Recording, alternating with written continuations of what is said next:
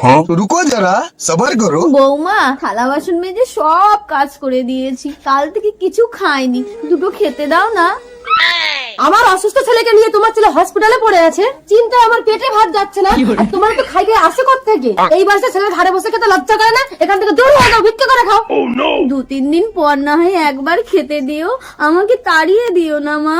অন্য গ্রামে গিয়ে ভিক্ষা করে খাও, যাও।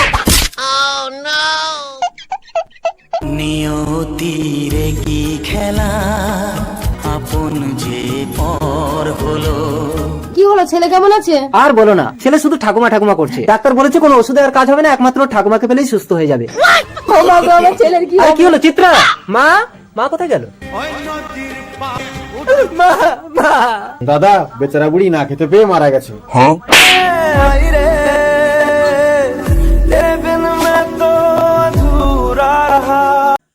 হেল্ল' ফ্ৰেণ্ড, ভিডিঅ'টো চাই আপোনালোকে কেনেকুৱা পালে? যদিহে ভাল পালে এটা লাইক কৰি দিব।